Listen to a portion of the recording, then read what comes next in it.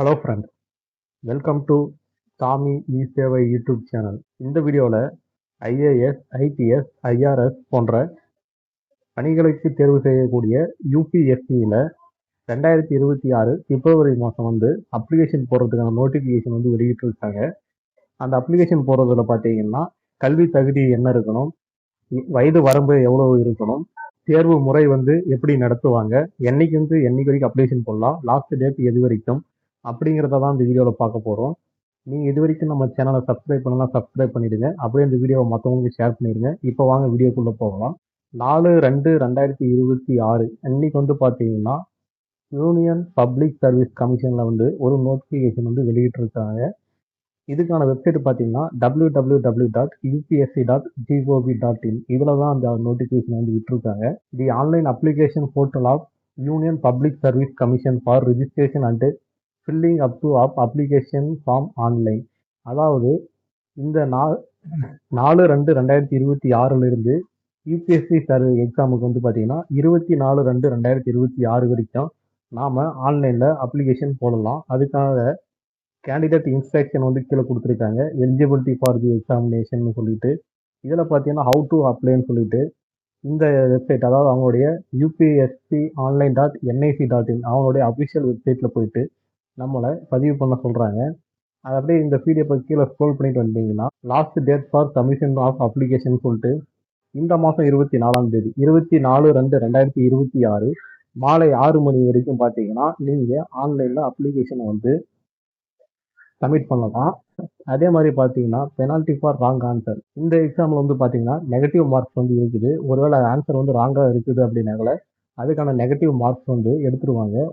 இதில் இந்த அப்ளிகேஷன் போடுறதுல உங்களுக்கு ஏதாச்சும் சந்தேகம் இருக்குது அப்படின்னாக்கல நீங்கள் ஹெல்ப் டெஸ்க், அதாவது கேண்டிடேட் ஃபார் ஹெல்ப் டெஸ்க்னு சொல்லிட்டு இங்கே ஸ்க்ரீனில் தர்ற இந்த நம்பருக்கு நீங்கள் கால் பண்ணி கேட்கலாம். அப்படி இல்லாட்டி பார்த்தீங்கன்னா அவங்களுடைய இமெயில் ஐடிக்கு நீங்கள் சென்ட் பண்ணியும் நீங்கள் கேட்கலாம்.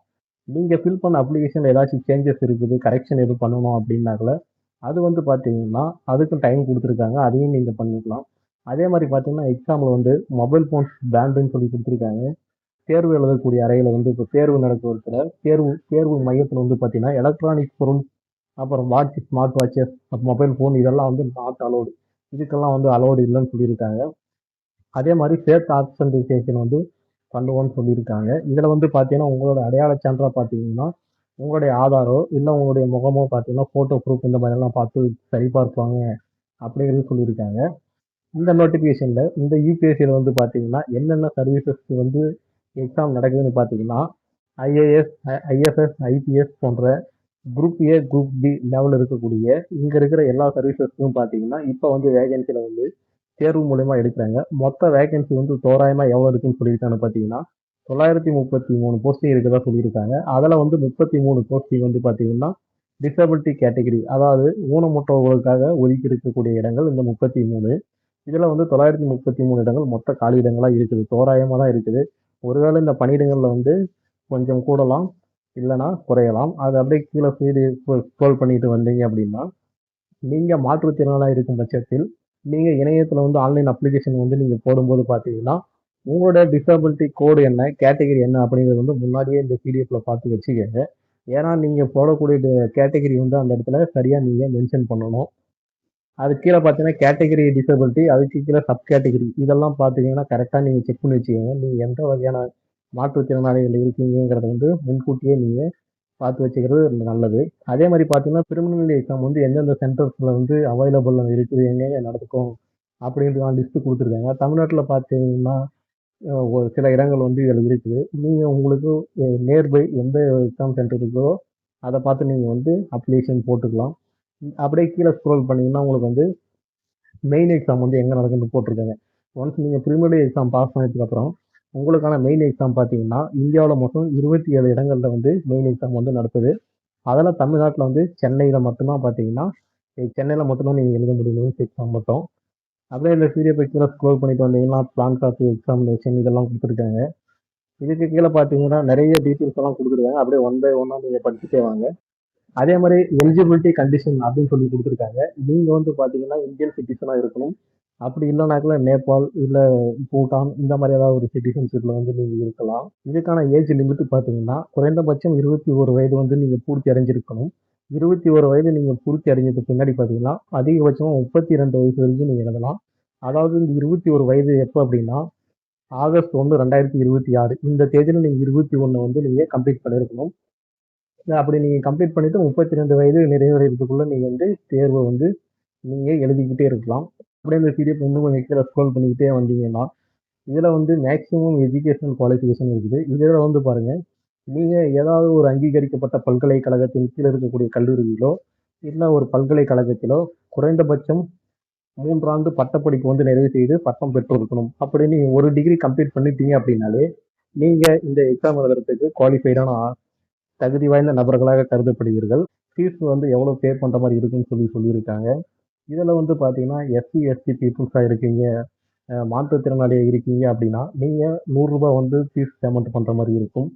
நீங்கள் வந்து ஓபிசி கேட்டகரியில் இருக்கீங்க அப்படின்னாக்கல 200 பே பண்ணுற மாதிரி இருக்கும். இதில் வந்து பார்த்தீங்கன்னா உங்களுக்கு வந்து நெட் பேங்கிங் இருக்குது, யூபிஐ டிரான்சாக்ஷன் இருக்குது, டெபிட் கார்டு இருக்குது. இந்த மாதிரி நீங்கள் ஏதாவது ஒரு டிரான்சாக்ஷனை பயன்படுத்தி பேமெண்ட் வந்து நீங்கள் கம்ப்ளீட் பண்ணிக்கலாம் அப்படின்னு சொல்லியிருக்காங்க. அதுக்கு கீழே அப்படியே கீழே ஸ்க்ரோல் பண்ணிக்கிட்டே வந்தீங்கன்னா ஹவு டு அப்ளைன்னு சொல்லியிருக்காங்க. நீங்கள் வந்து பார்த்தீங்கன்னா இங்கே இருக்கிற வந்து அஃபிஷியல் வெப்சைட் இதெல்லாம் நீங்கள் போயிட்டு உங்களோட டீட்டெயில்ஸ் எல்லாமே கொடுத்து நீங்கள் அப்ளை பண்ணுற மாதிரி இருக்கும். அப்படியே இந்த பிடிஎஃப்ல இன்னும் கொஞ்சம் அப்படியே கீழே ஸ்க்ரோல் பண்ணிக்கிட்டே வாங்க. வந்தீங்க அப்படின்னா உங்களுக்கான தேர்வு எழுதுறதுக்கான எல்லா இன்ஸ்ட்ரக்ஷனும் வந்து ஸ்டெப் பை ஸ்டெப்பாக கொடுத்துருப்பாங்க. இதில் வந்து பார்த்தீங்கன்னா last date for online submission of application சொல்லியிருக்காங்க.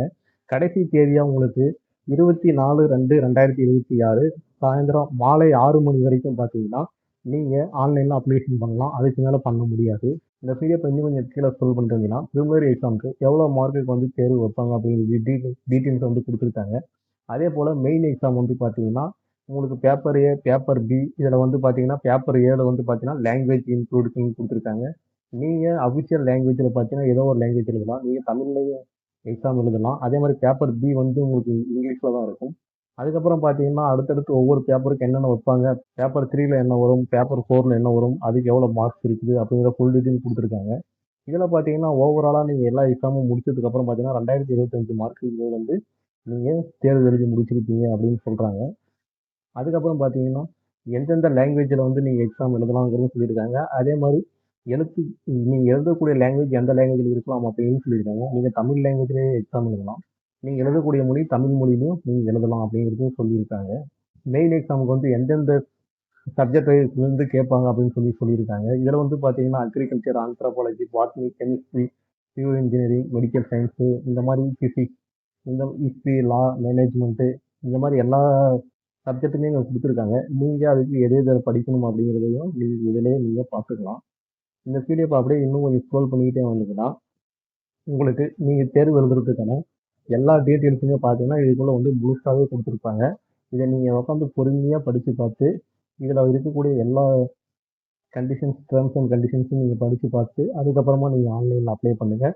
ஏன்னா இந்த இந்த தேர்வுக்கு வந்து பார்த்தீங்கன்னா கிட்டத்தட்ட ஒரு 20 நாள் மட்டும்தான் டைம் கொடுத்துருக்காங்க. 20 நாள்லேயே நீங்கள் வந்து ஆன்லைனில் அப்ளை பண்ணணும். யூபிஎஸ்சி எக்ஸாம் வந்து பார்த்தீங்கன்னா ஐஏஎஸ், ஐபிஎஸ், ஐஆர்எஸ் அப்புறம் குரூப் ஏ, குரூப் சி அந்த ஈக்குவலுக்கு இருக்கிற அந்த ரேஞ்சில் இருக்கிற ஒரு போஸ்ட்டுங்க. ஸோ இதை நீங்கள் கரெக்டாக நீங்கள் அப்ளை பண்ணிங்கன்னா தான் நீங்கள் எக்ஸாமுக்கு வந்து எலிஜிபிலிட்டி ஆவாங்க. அதனால் பார்த்து பொறுமையாக நீங்கள் வந்து பதிவு பண்ணுங்கள். இந்த மாதிரி தான் வந்து பார்த்தீங்கன்னா நீங்கள் ஆன்லைனில் யூபிஎஸ்சி எக்ஸாமுக்கு வந்து அப்ளிகேஷன் போடுற மாதிரி இருக்கும். ஓகே, இந்த வீடியோ பிடிச்சிருந்தாக்கல நம்ம சேனலை சப்ஸ்கிரைப் பண்ணிடுங்க. ஓகே, இந்த வீடியோ உங்களுக்கு பிடிச்சிருந்தாக்கல சப்ஸ்கிரைப் பண்ணிவிட்டு அப்படியே நம்ம சேனலை மற்றவங்களுக்கு ஷேர் பண்ணிவிடுங்க. தேங்க்யூ.